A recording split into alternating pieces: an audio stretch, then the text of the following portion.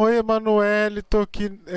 Hoje não tá, resolvi fazer nesse formato online, porque essa coisa de feriado e minha garganta também não estava muito boa. Resolvi fazer online, tá? Gravar um vídeo e mandar para você. Aí eu peço para você para assistir com muito cuidado. E nós vamos nesse vídeo também fazer alguns exercícios e eu vou deixar aqui também os exercícios para amanhã a gente fazer lá na SEI, tá? Se a gente conseguir combinar.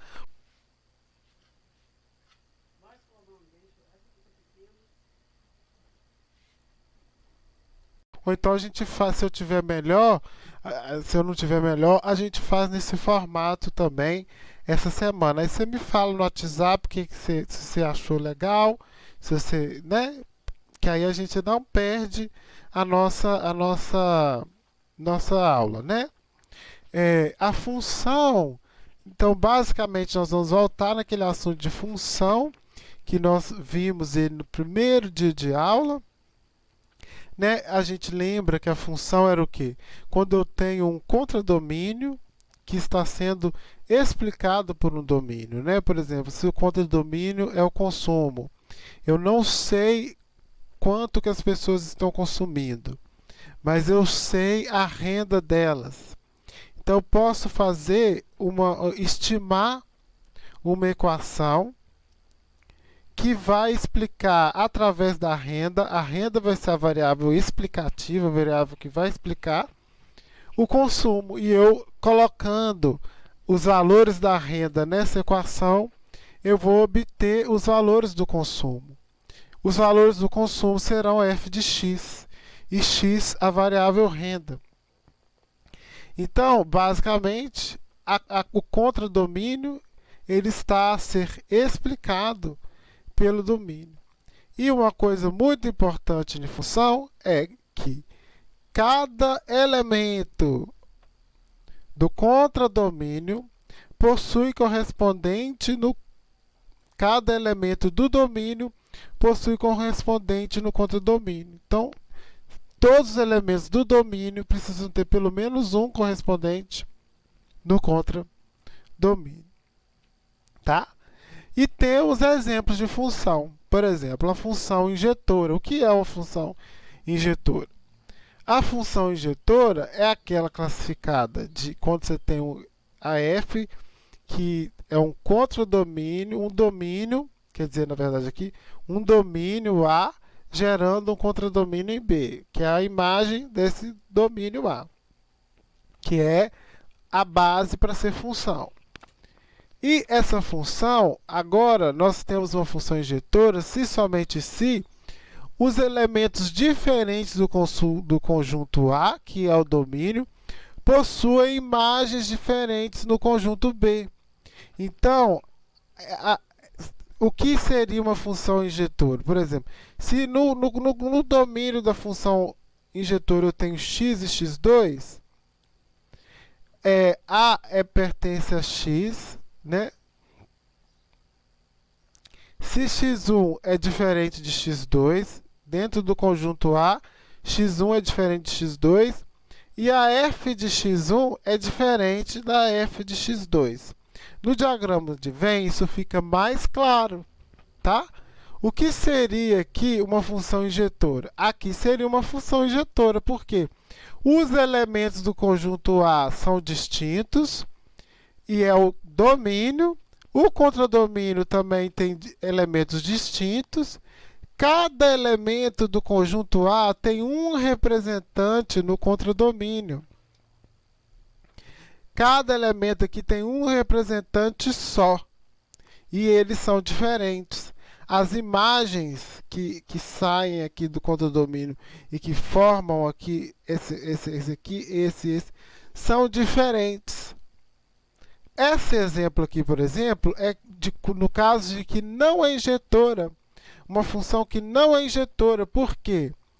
Aqui nessa função, dois elementos do domínio possuem a mesma imagem no contradomínio. Esses dois elementos aqui, ó, possuem a mesma imagem, olha, no contradomínio. Então, essa função aqui não é injetora por causa disso, tá? Porque a função injetora, cada elemento do domínio tem que ter apenas uma imagem B e essas imagens têm que ser distintas, como aqui a gente viu, f de x1 diferente de f de x2. Né? Isso aqui são as f de x. Então, as f de x todas têm que ser diferentes. Né? Vamos ver aqui um exercício representando a função injetora. O exemplo. Dada a função f, o domínio dela é nos números reais e o contradomínio também nos números reais. Então, todos os elementos do domínio têm um elemento com domínio. Com a lei de formação f de x igual a 2x, verifique se ela é injetora. O injetor, o que a injetora precisa? Os elementos do domínio têm que ter um elemento distinto no contradomínio. O domínio é x, né? O contradomínio é 2x. Então, sempre aqui, se eu colocar 1, vira 2. Se eu colocar 2, vira 4. Está sempre multiplicando, está sempre dobrando o x. A imagem de x é sempre o dobro de x. E sempre a imagem de x é um número distinto. Se eu fizer aqui infinitas vezes, eu vou sempre ver que f de 1 vai ser diferente de f de 2, vai ser diferente, porque vão dar números distintos aqui. Nunca vai dar o mesmo número, entendeu? Sempre vai dar números distintos. Né? Se isso aqui fosse, por exemplo, x ao quadrado, não é? Se eu colocasse aqui menos 1 ao quadrado dá 1. Se eu colocasse aqui 1 ao quadrado dá 1. Então, eu tenho dois números distintos dando o mesmo número. Então, não seria injetora. Mas como aqui todos os números de x vão dar números distintos na imagem, não tem jeito aqui de 1x ou de 2x distintos darem a mesma imagem. Isso nunca vai acontecer aqui. Então, vemos aqui o caso de uma função injetora, tá? Se não tiver entendido, me chama no WhatsApp e me fala. Mas basicamente é isso. Sempre aqui nós vamos dar um número distinto. Nunca um x aqui, qualquer valor de x que eu colocar aqui, vai dar um valor único na imagem. Tá? E então, as imagens todas serão o quê? Diferentes, porque se todos os valores vão dar um valor só na imagem, então vão ser valores diferentes na imagem, tá? A função sobrejetora, ela é sobrejetora quando o seu contradomínio de imagens são o mesmo conjunto. Em outras palavras, uma função é sobrejetora quando todos os elementos do contradomínio estão relacionados a pelo menos um elemento no contradomínio, no domínio. Então, olha, aqui essa função, veja que ela é diferente, ela é um pouco diferente daquela de lá, né? A função sobrejetora é quando seu contradomínio e imagem são o mesmo conjunto. Então, quer dizer, todo o contradomínio aqui, e aqui nós temos o domínio, e aqui nós temos o contradomínio. Aqui não está sobrando nenhum valor no contradomínio. Então, a imagem ela vai ser igual ao contradomínio. Por quê? E, para isso acontecer, de função injetora, pode acontecer na função sobrejetora que dois elementos do conjunto domínio tenham o mesmo correspondente no conjunto imagem. Na função sobrejetora, isso pode acontecer. Que um exemplo de função sobrejetora, e aí nós temos um exemplo de função sobrejetora, só que isso não é necessário. Por exemplo, a função f de x igual a 2x, quer saber se ela é um exemplo de função sobrejetora, né? com o domínio e o contradomínio. O domínio e o contradomínio são iguais, né? A imagem dela, o que tem na imagem é a mesma coisa do que tem em x, a imagem dela é igual, né? Então ela é uma função também sobrejetora. Então pode ser que a função seja bijetora e sobrejetora, isso é lei de formação.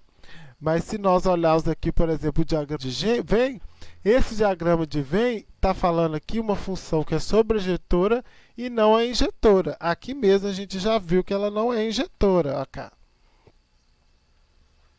Funções que dois elementos no domínio estão correspondidas ao mesmo elemento na imagem, elas não são injetoras.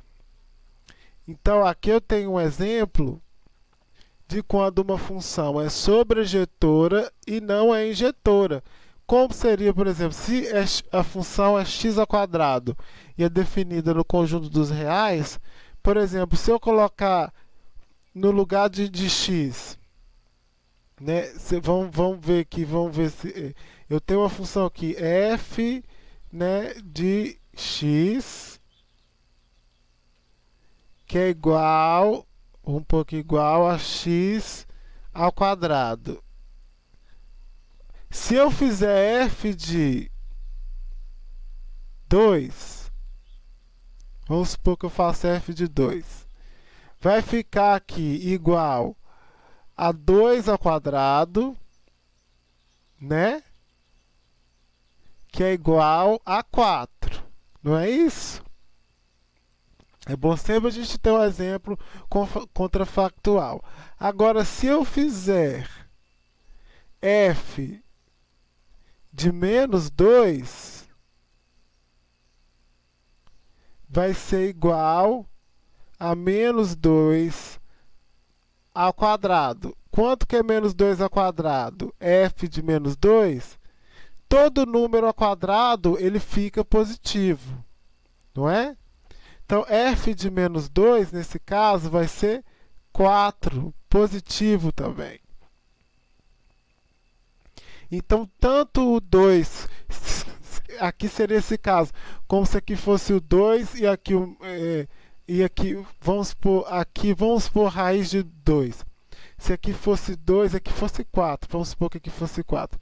Se aqui fosse 2 e menos 2, estariam dando o mesmo valor que seria como se fosse 4. Esse exemplo nosso aqui seria aqui o 2 e o menos 2, dando o mesmo valor, não é? Então, nesse caso, a função seria sobrejetora e não seria injetora. Nesse caso aqui, nós temos um exemplo, todos os elementos aqui na imagem vão ser o contradomínio. Então, todos os elementos aqui da imagem vai ser o contradomínio de x. Então, isso, né, e vai ser o contradomínio desse domínio que é x. Então, todos os elementos aqui no contradomínio serão a imagem de x. E isso também é o que tipifica uma função sobrejetora. Então, f de x igual a 2x também é uma função sobrejetora. Tá? E nós temos a função objetora. O que é a função objetora? A função objetora é quando ela é ao mesmo tempo uma função injetora e uma função sobrejetora, não é? Daquela mesma coisa, quando nós temos um domínio e um contradomínio, né? Aqui nós temos um exemplo, nós temos o contradomínio, o domínio A e o contradomínio B. Todos os elementos do contradomínio possuem imagens distintas, ninguém está repetindo aqui a mesma imagem no conjunto, então ela é uma função injetora, e todos os elementos do contradomínio são a imagem. Então todos eles estão a ser utilizados. Ninguém aqui sobrou, não é? porque ninguém aqui sobrou, todos foram utilizados. Isso aqui, por exemplo, Emanuele, vamos voltar aqui. Isso aqui não é um exemplo de uma função sobrejetora. Por quê? O contradomínio aqui, a imagem é menor do que o contradomínio B. Sobrou elementos aqui, sobrou esses dois elementos. Então, isso aqui não é uma função bijetora, é apenas uma função injetora, porque não é uma função sobrejetora. Aqui também não é uma função sobrejetora, porque está sobrando, tem um elemento aqui no contradomínio que não está na imagem, entendeu? Então, essa aqui não é uma função sobrejetora. Aí temos um exercício da Unimontes sobre função bijetora, tá? Para a gente entender isso, que a função bijetora é quando ela é sobrejetora e quando ela é injetora, né? Aí tem ali, considere as funções f de x indo de 0 ao mais infinito, esse é o domínio, tá? Vai de 0 ao mais infinito. E o contradomínio dessa função f de x vai de 0 ao mais infinito. O que isso aqui está dizendo? Está dizendo que não pode ser números negativos, não pode ser número abaixo de 0. Essa função é só de números positivos, tá? E aqui nós temos um outro exemplo no qual g de x, essa é f de x. Já a g de x está variando dos reais, o domínio dela é os reais e o contradomínio também é os reais, tá? Os dois são reais. E está definindo aqui que f de x é igual a x ao quadrado e g de x também é igual a x ao quadrado. Aí está perguntando, é correto afirmar que g de x é bijetora? Para g de x ser bijetora, sendo que g de x varia do negativo para o positivo, ela tem tantos valores negativos como valores positivos, não tem como ela ser bijetora.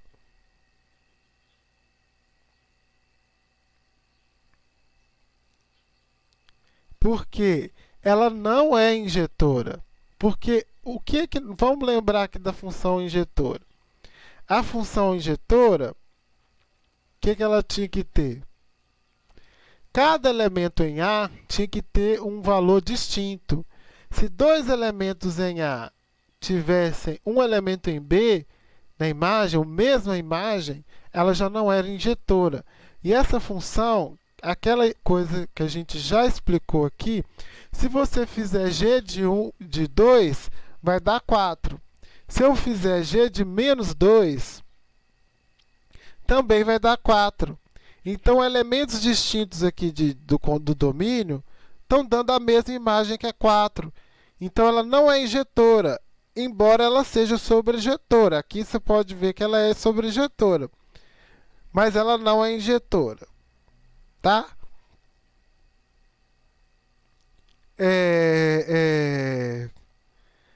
Aí temos aqui f é bijetora, então ela não é bijetora. Para ser bijetora, ela tem que ser os dois, né? Então, e ela é só sobrejetora.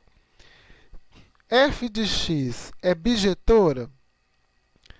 Agora f de x, vamos analisar f de x. F de x está indo só dos números positivos, o contradomínio de f de x são só os números positivos, o domínio de f de x são só os números positivos, vemos aqui o mais infinito, e o contradomínio também são só números o quê? Positivos.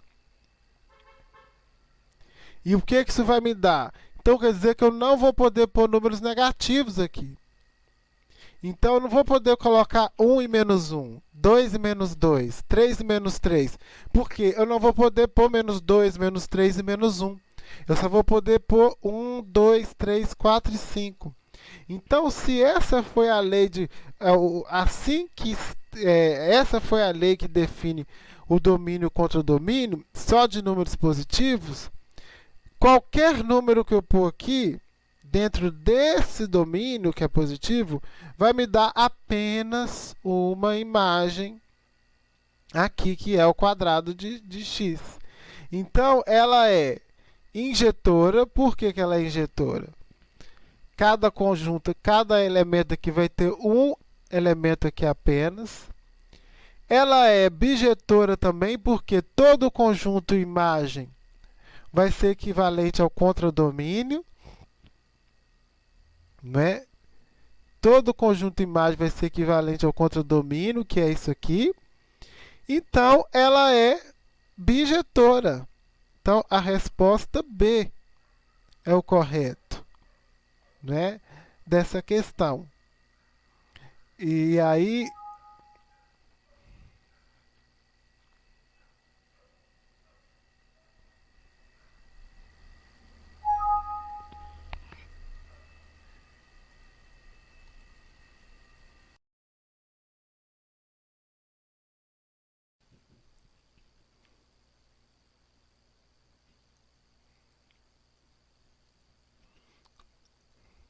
continuando aqui, continuando, vamos fazer aqui uns exercícios. Nós temos aqui um exercício do Enem, né? Explica o que consiste o exercício.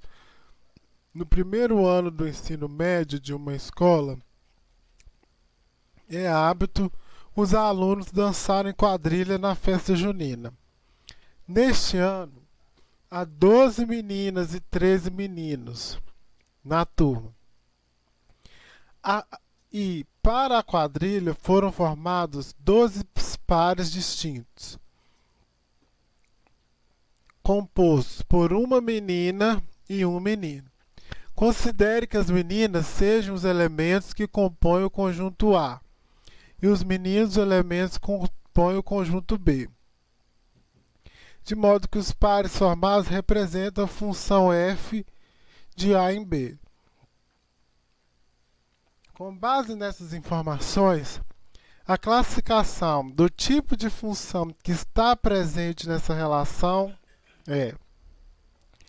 Aí está aqui, injetora, pois cada menina pertence ao conjunto A e está associada a um menino diferente do pertencente ao conjunto B. Isso é uma definição de uma função injetora, não é mesmo? Isso é uma marca de uma função injetora. Olha, para cada menina pertencente ao conjunto A, está associado um menino diferente pertencente ao conjunto B. Se o conjunto A é o domínio e o B é o contradomínio, então quer dizer que cada elemento do domínio tem um elemento distinto no conjunto B, no contradomínio. Então isso é um exemplo de função injetora. É sobrejetora, pois cada par formado por uma menina pertence ao conjunto A e o menino pertence ao conjunto B, sobrando o menino sem formar par. Não podemos falar que é sobrejetora, porque sobrejetora, na verdade, é quando a minha imagem é igual ao meu contradomínio. A minha imagem é menor do meu que o meu contradomínio. Por quê? Se o conjunto A, considerando que sejam elementos que compõem o conjunto A, de modo que se o conjunto A é o domínio, né? E o conjunto B é o contradomínio, mas o conjunto B eu tenho 13 meninos no meu contradomínio, e na minha imagem só vai formar o quê? Eu só vou conseguir formar 12 pares distintos. Então vai sobrar um elemento aqui no conjunto B, que a minha imagem vai ser menor do que o meu contradomínio, porque o meu contradomínio é 13 meninos, né? E a minha imagem é 12, né? É 12 elementos. Então vai sobrar elementos. Então não é uma função sobrejetora. Não é uma função sobrejetora porque a imagem não é igual ao contradomínio. Entendeu? É injetora, pois duas meninas quaisquer pertencem ao conjunto A formam um par com um. E que também não é exemplo de uma injetora. Isso aqui está falando o quê? Que duas meninas no conjunto A, que é o domínio, tem um correspondente, como se fizesse um menino faria par com duas meninas ao mesmo tempo. Isso não seria uma função injetora. Isso poderia ser uma função bijetora, né? Mas injetora não é. Mesmo menino pertencente ao conjunto B para envolver a totalidade à luz da turma. F é bijetora, pois dois meninos quaisquer pertencem ao conjunto B e formam par com uma mesma menina. Também isso aqui não é, porque bijetora tem que ser injetora e sobrejetora ao mesmo tempo, né? Só nesse contexto que a função é bijetora, e nesse caso a gente sabe que ela, por exemplo, não é uma função sobrejetora, porque o conjunto B, que é o contradomínio, a imagem é menor do que ele, então ela não é sobrejetora, não é? É sobrejetora, pois basta que uma menina do conjunto A forme par com dois meninos diferentes. É sobrejetora, também não é isso aqui, não pode falar, né? Porque são 12 pares distintos, então só 12 meninas vão fazer par com 12 meninos. Um menino vai ficar sobrando aqui, né? E não é isso que vai acontecer, porque se acontecesse isso que está falando aqui, que basta que uma menina, com certeza seria sim sobrejetora, mas aí formariam 13 casais.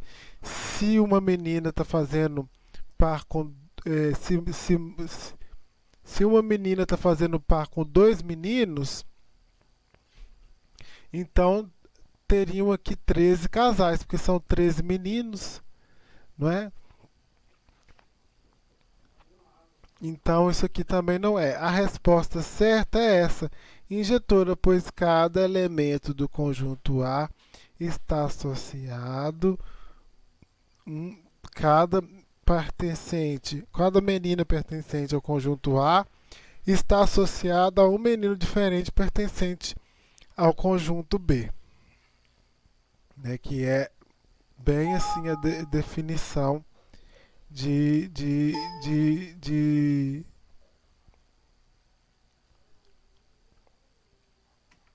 injetora. Com relação às funções injetora, sobrejetora e bijetora, podemos afirmar que, se é injetora e não é sobrejetora, então ela é bijetora. Falso.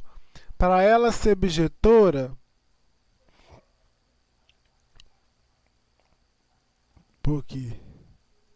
para ela ser bijetora, ela tem que ser bijetora e sobrejetora. Então esse não aqui, ó, esse não, vamos ver aqui, esse não que está fazendo a questão ir para o buraco. Porque se ela é injetora e é sobrejetora, então ela é bijetora. Então essa questão aqui está errada. Se é sobrejetora, então é injetora. Também é errada. Pode ser que seja, pode ser que não. Se tá, a gente viu casos aí já para trás que ela é que ela não é os dois. Se é injetora e sobrejetora, então ela é bijetora. Isso certo, né? Se ela é injetora e sobrejetora, então ela é bijetora. Isso aqui tá certo.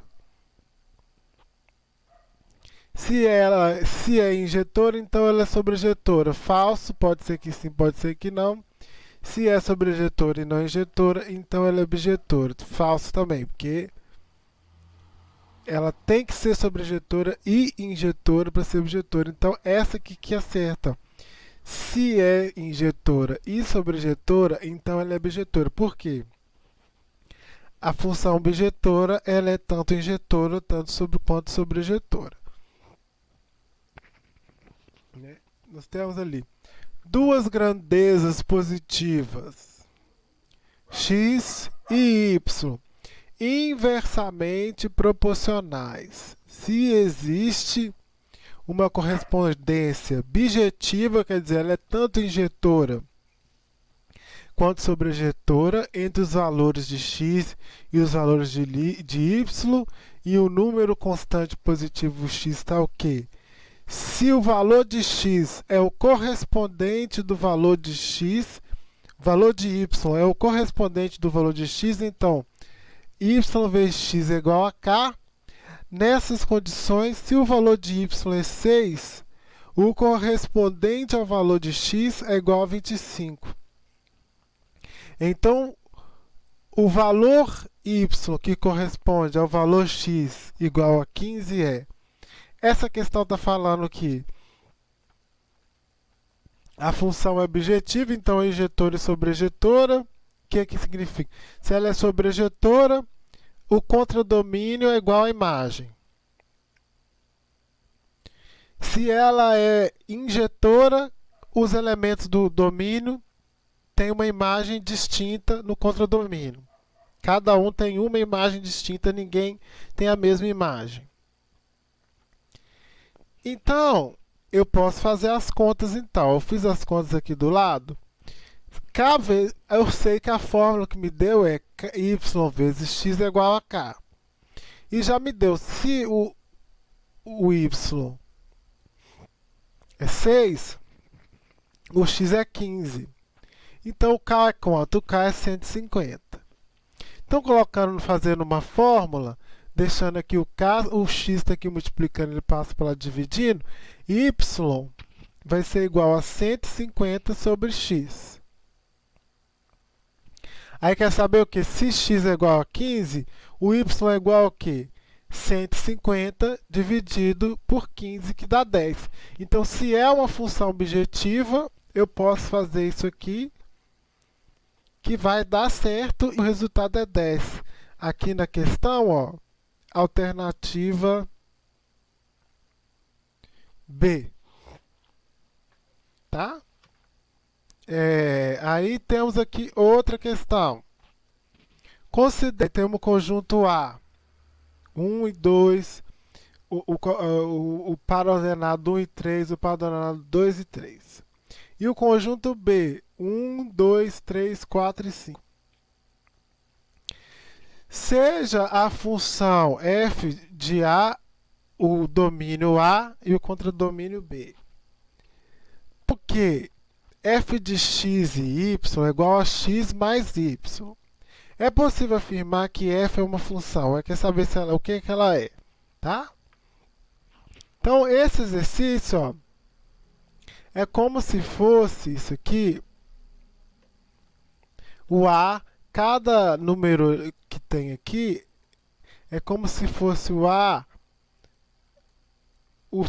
fosse um conjunto de pares aqui de x e y. Tá? Então aqui é x, aqui é y, aqui é x, aqui é y. Então eu somo x e y como me sugere que o f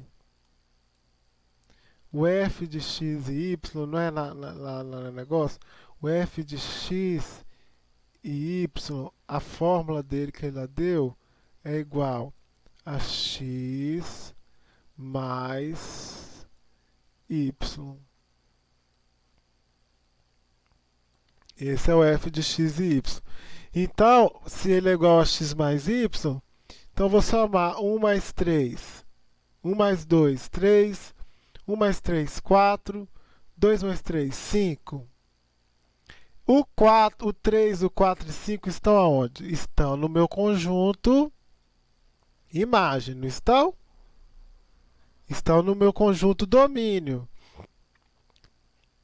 A imagem que eu tive, que é o 3, o 4 e o 5, depois de jogar nessa fórmula aqui, ó, a imagem que eu tive está aqui, ó, 3, 4, 5. Então, se eu fosse fazer, por exemplo, um diagrama aqui de Venn, seria assim, não seria um conjunto aqui, um conjunto aqui, e eles estão em pares aqui, né? Então, aqui eu tenho um par, que seria 1, vírgula. Vou transformar isso aqui num 2. Um par, o outro par, 1 e 3.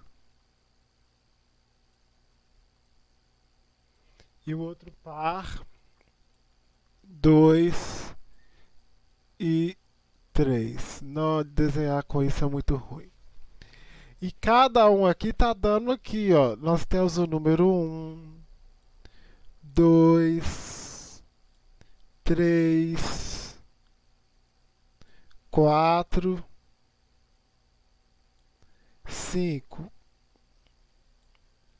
O 1 mais 2 deu 3, né? Então, como se ele fosse aqui, ó.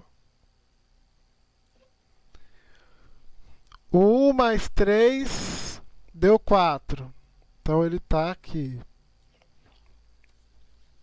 O 2 mais 3 deu 5. Então, ele está aqui, ó. Então, o que, que a gente viu aqui? Cada elemento do conjunto A do domínio, que é o A, esse é o A, domínio, e esse aqui é o B, contradomínio. Então, a gente viu que cada elemento do conjunto A, né, esse é um elemento, esse é um elemento, esse é um elemento, tem correspondente um elemento aqui no conjunto B, né? Que foi o 3, o 4 e o 5. Então, essa função é o quê? Injetora? Injetora é. Por quê? Esse aqui, se eu colocar lá o 1 e o 2, deu 3. Tá? O 1 mais 3 deu 4. O 4 é diferente do 3. Então, tá valendo, né? Eu estou fazendo aqui e estou colocando na lei de formação, que é essa daqui, e estou achando números distintos. O 2 mais 3 deu 5, que é diferente de 4, que é diferente de 3. Então, estou dando números distintos aqui. Ninguém deu o mesmo número. Sobrou 2 aqui. Então, ela é injetora. Tá? Sobrejetora. Ela não é sobrejetora, por quê? A imagem, olha para você ver. A imagem dela são 3 números só.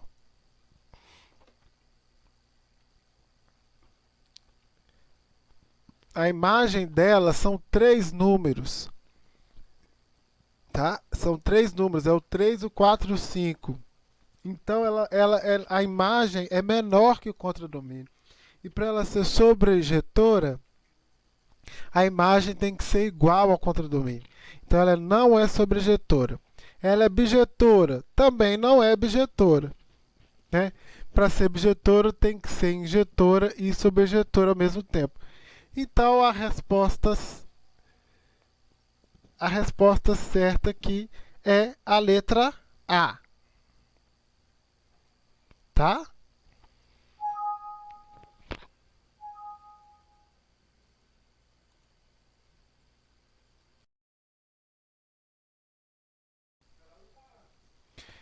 Vamos aqui. Eu vou fazer aqui simulado no Excel para poder trabalhar esses temas que a gente fez até agora: função subjetora, função bijetora, função injetora, né? Basicamente a gente viu os casos, né, os tipos de função. E agora vamos estudar os graus de função. Entende? Vamos estudar os graus de função. Então, nós vamos estudar primeiro a função de primeiro grau. O que é a função de primeiro grau? Como a gente já estudou lá na primeira aula, a função de primeiro grau, ela tem o que? Aqui no caso a variável x. A variável está elevada ao expoente 1. O coeficiente aqui, 0,6, seria como se fosse o coeficiente A, o coeficiente B. Aqui é aquela reta que a gente conhece, né? A. Aqui é A. E aqui é B. Né? AX menos B. Tem, muitas vezes a gente coloca ela, pega esse B para cá.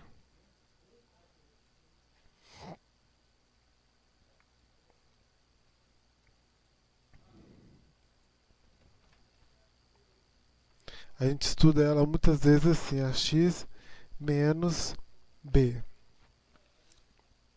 Tá? A gente sempre faz ela assim, não é? AX mais B. E aqui, essa é a reta genérica. Como podemos ver, o x está elevado a 1, né? Então, ele é uma função de primeiro grau. Se está elevado a 1, é o primeiro grau. E ela tem uma coisa aqui que acompanha ela, que é um A, que é uma proporção, uma média, um coeficiente que acompanha x. E aqui B, um valor médio que independe de x, que não está ligado com x. Aqui no exercício eu estou propondo que esse coeficiente A vai ser 0,7, 0,6. E esse coeficiente B vai ser 100. Aqui eu tenho o meu domínio. Quem é o meu domínio? O domínio da minha função vai ser a renda. A renda dos trabalhadores. Então, eu quero estimar, dada a renda que eu conheço, eu quero estimar uma variável que eu não conheço, que é o consumo. E eu descobri uma fórmula que fala que essa proporção, se eu multiplicar essa proporção com x e somar com 100, eu vou encontrar esse f de x, que é o consumo. O consumo será quem? F de x, que será o meu conjunto imagem. É a imagem da minha função. Né? Então vamos deixar assim mesmo para não ficar muito feio. Então eu pus os valores aqui de x, contando essa família recebe 800, essa família 2.000, tudo aqui é quanto que esse indivíduo recebe. E aqui o que eu fiz? Eu fiz essa fórmula para todo mundo. Olha, eu coloquei 100 mais 0,6 e multipliquei aqui por 800. Aqui eu pus 900. Aqui eu pus 700. Aqui eu fui colocando todos na fórmula. Todos esses B's aqui da coluna B, para cada um deles eu pus na fórmula. Aqui eu pus 20.000. Achamos esses valores aqui para o consumo. Como se esse indivíduo que ganha 1.000 consumiu 700. Quem ganhava 1.100 consumiu 760. Quem ganhou 3.000 consumiu 1.900. Plotando isso tudo num gráfico, olha que gráfico que nós encontramos. Encontramos uma reta. Olha que interessante a função de primeiro grau. Uma reta com um ângulo aqui que corresponde a essa proporção aqui. E no caso, como aqui é positivo aqui, né? esse valor é positivo, essa proporção é positiva, é uma relação positiva, a reta foi o quê? Crescente. Se eu faço, agora eu vou fazer uma nova questão, né? O domínio vai ser a renda, o contradomínio e a imagem vai ser o índice de pobreza, tá? E aqui nós temos uma função negativa. O coeficiente, olha aqui, ele é negativo. Esse coeficiente aqui de menos 0,00002, ele é negativo. Então, se eu coloco todos aqui na fórmula, esse na fórmula, coloco 800 no lugar do x, 900 no lugar do x, 700. Se eu coloco todos, olha os valores que eu acho para o índice. Olha como que a minha reta é. Minha reta é uma reta decrescente, não é? Torna-se uma reta decrescente. Então, olha que interessante. Aqui, aqui como o coeficiente era positivo, a função de primeiro grau era positivo, coeficiente positivo, a função crescente. Quando aumenta a renda, olha aqui, a 0 a 20 mil. Quando aumenta a renda, o que acontece com o consumo? O consumo aumenta. Não é? Aqui, olha que diferente. Aqui, como o coeficiente é negativo, está aumentando a renda aqui. O que está acontecendo com o índice de pobreza? O índice de pobreza está diminuindo. Então, aqui é um exemplo que aumenta o valor da variável e aumenta a imagem. Então, é uma relação crescente. E aqui é um caso de uma relação decrescente, que aumenta, a partir do momento que os valores do domínio estão aumentando, o valor estimado para o índice de pobreza está diminuindo. Que é óbvio, se o indivíduo tem mais dinheiro, então o índice de pobreza dele vai ser menor, né? A partir do momento que ele vai aumentando o dinheiro, ele, cada vez menos pobre ele é. Não é? Aqui nós temos o exemplo de uma função de segundo grau. Estamos aqui trabalhando com esses exemplos para fechar a aula de hoje. Aqui os exemplos de uma função de segundo grau, que é o que? F de x igual a x ao quadrado. F de x vai ser menos 5, menos 4, menos 3, menos 2. Esses são os valores de f de x. Tá? Eu coloquei aqui todos eles ao quadrado. Esse ao quadrado, esse ao quadrado. E descobri a imagem aqui. Esse é o domínio, o x está sendo o domínio. E o f de x, o contradomínio é a imagem. Tá? Os dois estão indo do número reais. Né? Tanto o contradomínio quanto a imagem são os números. Quanto o domínio contra a imagem e o contradomínio são dos números reais. Então, se eu colocar na fórmula, olha como que o gráfico fica. Tá? Se eu faço uma função quadrática, que é essa função aqui, x ao quadrado, vou colocar menos 5 ao quadrado, menos 4 ao quadrado, menos 3 ao quadrado, menos 2 ao quadrado, menos 1 ao quadrado, 0 ao quadrado, 1 ao quadrado, 2 ao quadrado. Olha o que acontece. Para cada valor, o menos 5 tem o mesmo valor do que o 5.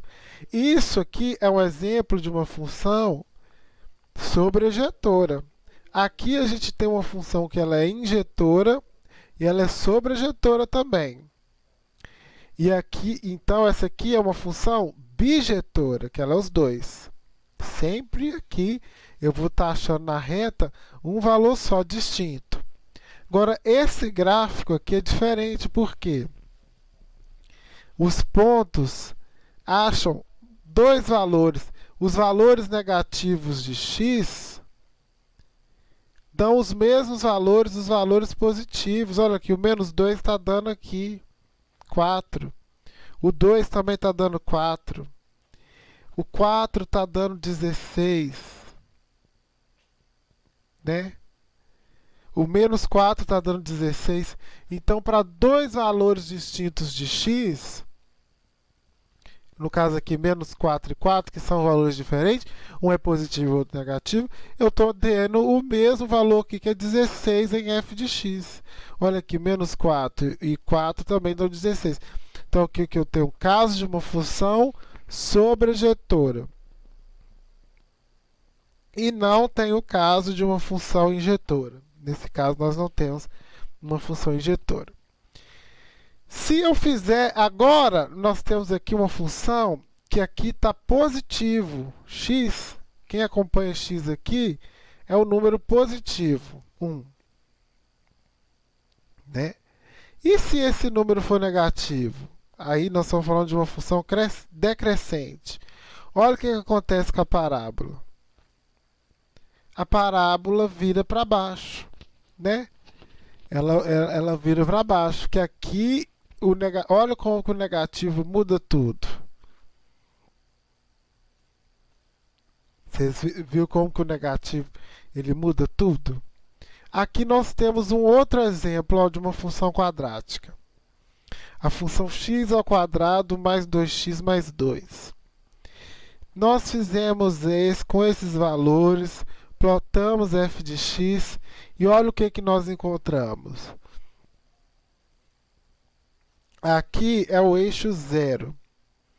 Ela corta o eixo 0 no menos 2 e no 1. Tá vendo? Que aqui no menos 2 e no 1 ela está cortando o eixo 0. Olha aqui, esse aqui é o eixo 0, né? No menos 2 e no 1 ela corta o eixo 0. Né? Então, isso aqui provavelmente depois nós vamos ver são as raízes. Depois nós vamos analisar como que vamos achar as raízes de uma função de segundo grau. Aqui temos o caso dessa mesma função aqui, multiplicada por menos 1, quer dizer, uma função... Olha o que acontece. A mesma função, as mesmas raízes, mais a concavidade voltada para baixo. A concavidade da função. Ó. Voltada para baixo. Então, esses são os exemplos que nós vamos ficar até hoje. Não vou fazer por enquanto exercício de função. É só para ficar. Então, os exercícios que nós vamos fazer hoje, eu vou mandar por PDF. São os exercícios que estão aqui no vídeo. São os exercícios do vídeo. Só para ver se você viu mesmo o vídeo. Eu vou mandar os exercícios, vou pedir para preencher o gabarito com as respostas mesmo aqui do vídeo. Só para testar se... E aí eu peço para mandar o gabarito, tá? Eu vou mandar por PDF também os exercícios, e vou pedir só para preencher, coisa boba. E aí para ver se escutou o vídeo. Então essa é a aula de hoje. Então, até amanhã.